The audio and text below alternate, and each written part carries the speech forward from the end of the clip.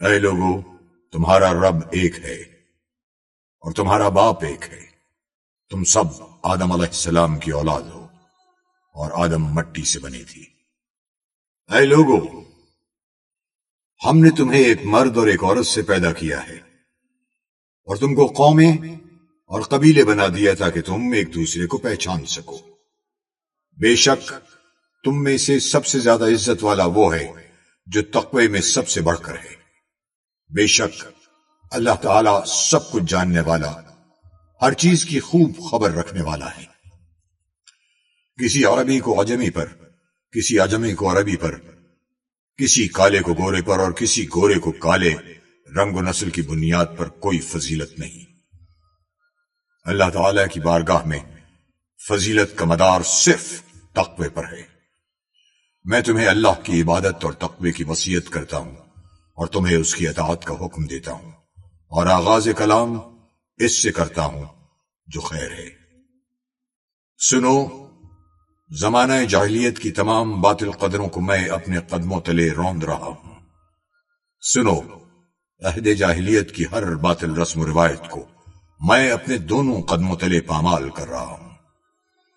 سنو، عہد جاہلیت کے نسل در نسل خونی انتقام کے سلسلے اور باطل طریقوں سے حاصل کیے ہوئے مال اور افتخار کے جاہلی معیارات کو قیامت تک کے لیے ختم کر رہا ہوں۔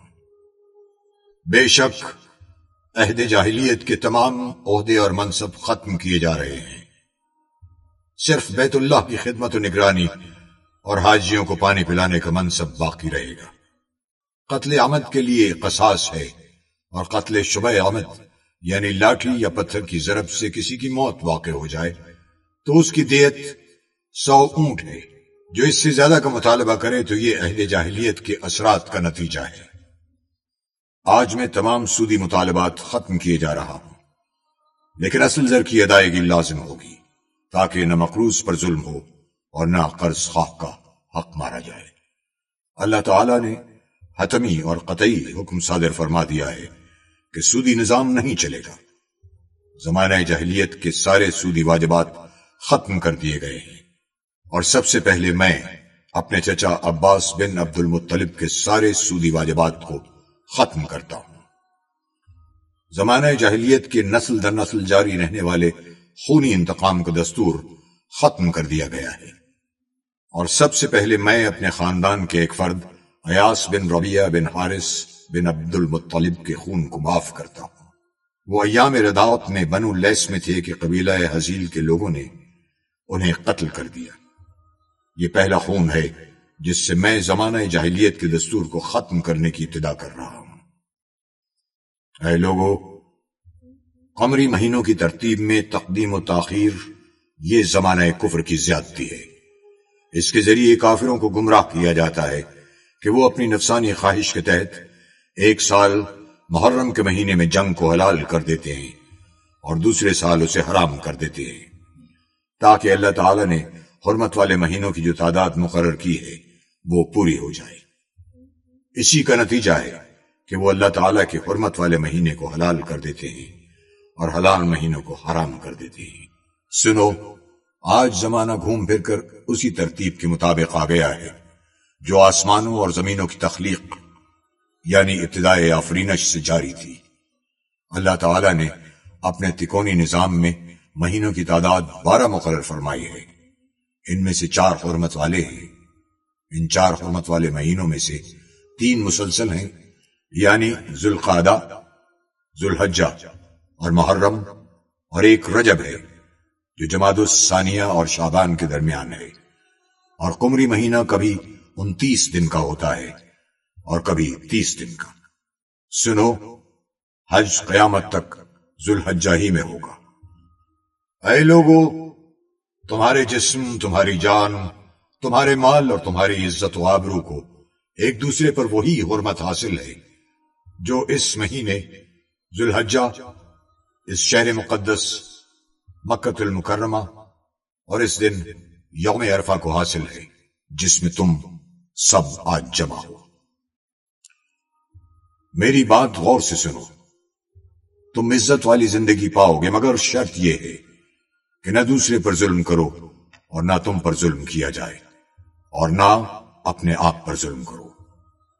اے لوگو، بے شک ایک مسلمان دوسرے مسلمان کا بھائی ہے، سب مسلمان آپس میں بھائی بھائی ہیں۔ ایک مومن کا سب کچھ دوسرے پر ایسا ہی حرام ہے جیسے آج کے دن کی حرمت۔ اس کا گوشت دوسرے پر حرام ہے، وہ غیبت کر کے اس کا گوشت نہ کھائے۔ ایک مسلمان کی آبرو دوسرے پر حرام ہے، کوئی کسی کا عیب ظاہر نہ کرے۔ ایک مسلمان کا چہرہ دوسرے پر حرام ہے، کوئی کسی کو تھپڑ نہ مارے، کوئی کسی کو ایذا نہ پہنچائے، کوئی کسی کو ایذا پہنچانے کے لیے دھکا نہ دے۔ ہر مسلمان کے لیے دوسرے مسلمان بھائی کا خون حلال نہیں، کسی بھی مسلمان کے لیے دوسرے کا مال حلال نہیں ہے سوائے اس کے کہ وہ خوش دلی سے کوئی چیز اسے دے۔ میں تمہیں بتاتا ہوں کہ حقیقی مسلمان کون ہے۔ حقیقی مسلمان وہ ہے جس کی دست درازی اور زبان کی اذیت سے دوسرا مسلمان محفوظ رہے۔ حقیقی مومن وہ ہے جس سے لوگوں کی جان و مال محفوظ رہے۔ حقیقی مہاجر وہ ہے جو گناہوں اور اللہ تعالیٰ کی نافرمانی کو ترک کر دے۔ حقیقی مجاہد وہ ہے جو اللہ تعالیٰ کی اطاعت میں اپنے نفس کی باطل خواہشات کے خلاف جہاد کرے۔ سنو، تم میں سے جس کے پاس کسی کی امانت ہے وہ اس کے حقدار کو لوٹا دے۔ قرض کا ادا کرنا لازم ہے، عاریتن لی ہوئی چیز مالک کو واپس لوٹا دی جائے۔ جو کسی کا ضامن بنے اس پر لازم ہے کہ اپنی ذمہ داری پوری کرے۔ جرم کی سزا اسی کو ملے گی جس نے جرم کا ارتکاب کیا ہے۔ بیٹے کے جرم میں باپ اور باپ کے جرم میں بیٹا نہیں پکڑا جائے گا۔ عورتوں کے معاملے میں ہمیشہ اللہ سے ڈرتے رہو، کیونکہ تم نے اللہ کی امانت کے طور پر حاصل کیا ہے، اور ان سے ازدواجی تعلق اللہ تعالیٰ کے قانون کے تحت تمہارے لیے حلال ہوا ہے۔ سنو، تمہارے لیے عورتوں کے بارے میں حسن سلوک کی وصیت ہے، کیونکہ وہ تمہاری پابند ہیں اور ان پر تمہارے اختیار کا دائرہ محدود ہے۔ اے لوگو، عورتوں کے تم پر اور تمہارے عورتوں پر کچھ حقوق ہیں۔ تمہارا عورتوں پر حق یہ ہے کہ وہ کھلی بے حیائی نہ کریں، وہ تمہاری خوابگاہ کو کسی غیر سے پامال نہ کرائیں، تمہاری اجازت کے بغیر کسی ناپسندیدہ شخص کو تمہارے گھر میں داخل نہ کریں۔ اگر وہ خدا نخواستہ ایسا کرتی ہیں تو اللہ تعالیٰ نے تمہیں اختیار دیا ہے کہ تم تعدیب کے طور پر ان کا بستر الگ کر دو۔ تم تعدیب و تنبیہ کے لیے انہیں معمولی سزا دے سکتے ہو۔ اور تمہاری بیویوں کے بھی تم پر کچھ حقوق ہیں، یہ کہ تم لباس اور طعام کی سہولتوں میں ان کے ساتھ حسن سلوک کرو۔ اگر وہ تمہاری نافرمانی سے باز آ جائیں اور جائز امور میں تمہاری اطاعت کریں تو دستور کے مطابق انہیں خوراک اور لباس فراہم کرو۔ عورتیں معروف کاموں میں تمہاری نافرمانی نہ کریں۔ اگر وہ اس معیار پر پورا اترتی ہیں تو تمہیں ان پر کسی زیادتی کا کوئی حق نہیں ہے۔ عورتیں گھریلو اخراجات میں شوہر کی اجازت کا خیال رکھیں۔ بچے کا نسب اسی کی طرف منسوب ہوگا عورت جس کے نکاح میں ہے۔ زانی کے لیے محرومی ہے اور اس کا حساب اللہ کے سپرد ہے۔ کسی عورت کے لیے جائز نہیں کہ وہ اپنے شوہر کی اجازت کے بغیر اپنا مال کسی اور کو دے۔ سنو، جس نے اپنے نسب کی نسبت اپنے حقیقی باپ کے سوا کسی اور کی طرف کی تو اس پر اللہ تعالیٰ، اس کے فرشتوں اور سب لوگوں کی لعنت ہے۔ اس کی نہ کوئی فرض عبادت قبول ہوگی اور نہ ہی نفل۔ اپنے خادموں اور ماتحتوں کا اچھی طرح خیال رکھو، انہیں وہی کھلاؤ جو خود کھاتے ہو، وہی پہناؤ جو خود پہنتے ہو۔ اگر وہ کوئی ایسا گناہ کریں جو تمہارے نزدیک ناقابل معافی ہے تو انہیں انتہائی سخت سزا دینے کے بجائے ان سے جان چھڑانے کا دوسرا طریقہ اختیار کرو۔ میں ایک بار پھر تاکید کے ساتھ تمہیں حکم دیتا ہوں کہ اپنے خادموں اور ماتحتوں کے ساتھ حسن سلوک کرو، انہیں وہی کھلاؤ جو خود کھاتے ہو اور وہی پہناؤ جو خود پہنتے ہو۔ اے لوگوں، مجھے حکم دیا گیا ہے کہ میں لوگوں سے لڑوں یہاں تک کہ وہ کلمہ لا الہ الا اللہ کہنے پر آمادہ ہو جائیں۔ جب وہ توحید اور رسالت کا اقرار کر لیں تو ان کی جان و مال محفوظ ہے۔ آخرت میں ان کا حساب اللہ پر ہے، یعنی باطن اور نیتوں کا فیصلہ اللہ کی عدالت میں ہوگا۔ اللہ کے ساتھ کسی کو شریک نہ ٹھہراؤ، ناحق کسی کو قتل نہ کرو، زنا نہ کرو اور چوری نہ کرو۔ اے لوگو، میرے بعد کوئی نبی نہیں اور تمہارے بعد کوئی امت نہیں ہے۔ اپنے رب کی عبادت کرو، 5 وقت کی فرض نمازیں پڑھو، ماہ رمضان کے فرض روزے رکھو، بیت اللہ کا حج کرو، خوش دلی سے اپنے مال کی زکوٰۃ ادا کرو۔ اگر تم نے یہ سب کچھ کر لیا تو تمہارا رب عز و جل تمہیں جنت میں داخل فرمائے گا۔ اور اللہ سے ڈرتے رہو اور ناپ تول میں کمی نہ کرو اور زمین میں فساد برپا نہ کرو اور دین میں حد سے تجاوز نہ کرو۔ تم سے پہلی امتیں اس لیے ہلاک ہوئیں کہ انہوں نے دین میں غلو کیا، یعنی حد سے تجاوز کیا۔ اے لوگو، شیطان اس بات سے تو مایوس ہو چکا ہے کہ تمہاری اس زمین پر کبھی اس کی عبادت کی جائے، لیکن اس کے علاوہ بہت سے معاملات میں لوگ اس کا کہا مانیں گے۔ وہ اس بات پر بھی راضی ہوگا کہ تم بعض معمولی باتوں میں اس کی پیروی کرو، بس اپنے دین و ایمان کی حفاظت کی خاطر اس کے فریب سے بچ کر رہو۔ اللہ نے جو بھی بیماری نازل کی ہے اس کے لیے اس نے دوا بھی اتاری ہے، سوائے بڑھاپے کے۔ اے لوگو، اللہ تعالیٰ نے وراثت میں ہر وارث کا حصہ مقرر کر دیا ہے، تو اب کسی کے لیے یہ جائز نہیں ہے کہ وہ اپنی وفات سے پہلے کسی وارث کے لیے کوئی وصیت کرے، اور غیر وارث اور خیر کے دوسرے کاموں کے لیے وصیت کی زیادہ سے زیادہ حد کل ترکے کی 1/3 تک ہے۔ میری اور مجھ سے پہلے انبیاء کی بہترین دعا یہ ہے، اللہ ایک ہے، اس کا کوئی شریک نہیں، بادشاہت اسی کے لیے ہے، ہر تعریف کے لائق وہی ہے، خیر اسی کے قبضے و قدرت میں ہے، وہی زندگی عطا کرتا ہے اور وہی موت دیتا ہے، اور وہ ہر چیز پر قادر ہے۔ لوگوں، جان لو کہ 3 باتیں ایسی ہیں جن سے مومن کے دل میں کینہ پیدا نہیں ہوتا، یہ کہ عمل خیر خالص اللہ کے لیے ہو، اہل اختیار کی خیر خواہی کرو، مسلمانوں کی جماعت کو لازم پکڑو۔ اے لوگوں، صاحب اختیار کی بات کو سنو اور اطاعت کرو، خواہ تم پر ایک نکٹا حبشی غلام امیر بنا دیا جائے، جب تک کہ وہ کتاب اللہ کے مطابق حکم دے، یعنی حاکم کی اطاعت اس امر کے ساتھ مشروط ہے کہ اس کا حکم کتاب و سنت کے مطابق ہو۔ اے لوگوں، میری بات کو سمجھو، کیونکہ میں نے دین کا پیغام تم تک پہنچا دیا ہے۔ میں نے تمہارے درمیان ایسی چیزیں چھوڑ دی ہیں کہ جب تک تم انہیں مضبوطی سے تھامے رہو گے کبھی گمراہ نہ ہوگے۔ وہ یہ ہے اللہ تعالی کی کتاب اور اس کے نبی کی سنت۔ سنو، ہر نبی کی دعوت گزر چکی، مگر میری دعوت یعنی شریعت مصطفی قیامت تک جاری رہے گی۔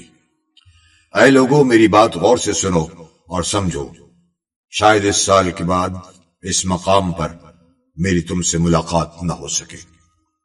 اے لوگوں، خاموش رہو، شاید تم مجھے اس سال کے بعد یہاں نہ دیکھ سکو۔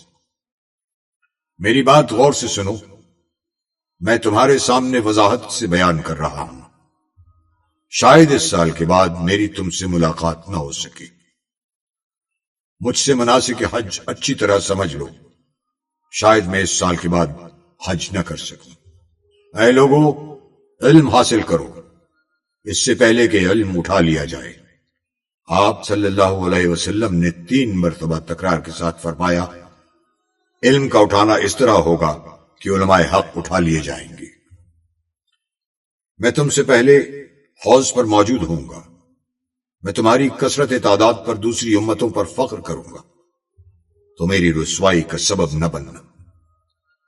خبردار، میرے بعد کہیں کافر نہ ہو جانا کہ ایک دوسرے کی گردنیں مارنے لگو اور تم عنقریب اپنے رب سے ملاقات کرو گے۔ پس جو شخص دنیا میں رہتے ہوئے آخرت کو اپنے پیش نظر رکھے گا تو اللہ تعالی اسے قوت ایمانی عطا کرے گا، اسے اسی دنیا میں تونگری اور بے نیازی عطا کرے گا، اور دنیا اس کے قدموں میں سرنگوں ہوگی۔ جس کا نصب العین یہی دنیا ہوگی تو اللہ تعالیٰ اس کی طاقت کو منتشر فرما دے گا اور وہ اپنی آنکھوں کے سامنے فقر کو دیکھے گا، اور دنیا سے اس کے لیے جو حصہ لکھا جا چکا ہے وہ اسے مل کر رہے گا۔ سنو، تم نے مجھے براہ راست دیکھ لیا اور سن لیا، اور تم سے میرے بارے میں پوچھا جائے گا، بس جس نے مجھ پر جھوٹ باندھا تو وہ اپنا ٹھکانہ جہنم کو بنا لے۔ سنو، جو یہاں پر موجود ہیں وہ اس پیغام حق کو ان تک پہنچا دیں جو یہاں موجود نہیں ہیں۔ ممکن ہے کہ وہ لوگ جو یہاں پر موجود نہیں ہیں وہ اس پیغام کی حفاظت براہ راست سننے والوں سے بھی زیادہ کریں۔ سنو، قریب والا اس پیغام کو دور والے تک پہنچا دیں۔ پھر آپ صلی اللہ علیہ وآلہ وسلم نے حاضرین سے مخاطب ہو کر دریافت کیا، لوگوں، کیا میں نے اللہ تعالیٰ کا پیغام تم تک پہنچا نہیں دیا؟ یہ سوال آپ نے 3 بار فرمایا تو تمام صحابہ کرام نے یک زبان ہو کر اقرار کیا کہ آپ نے یقیناً یہ پیغام ہم تک پہنچا دیا ہے۔ پھر رسول اللہ صلی اللہ علیہ وآلہ وسلم نے 3 مرتبہ فرمایا، اے اللہ تو گواہ رہنا، اے اللہ تو گواہ رہنا، اے اللہ تو گواہ رہنا کہ تیرے یہ بندے برملا شہادت دے رہے ہیں کہ میں نے تبلیغ دین کا حق ادا کر دیا۔ پھر آپ صلی اللہ علیہ وآلہ وسلم نے صحابہ کرام سے مخاطب ہو کر دریافت فرمایا، تم سے میرے بارے میں پوچھا جائے گا تو تم کیا جواب دو گے؟ تمام صحابہ کرام نے ببانگ دول اعتراف کیا، ہم گواہی دیتے ہیں کہ آپ نے دعوت دین کی امانت ہم تک پہنچا دی، آپ نے فریضہ رسالت ادا کر دیا، اور آپ نے خیر خواہی کا حق ادا کر دیا۔ آخر میں پھر رسول اللہ صلی اللہ علیہ وآلہ وسلم نے 3 مرتبہ اپنی شہادت کی انگلی آسمان کی طرف بلند کی اور نیچے لائے اور فرمایا، اے اللہ تو گواہ رہنا، اے اللہ تو گواہ رہنا، اے اللہ تو گواہ رہنا۔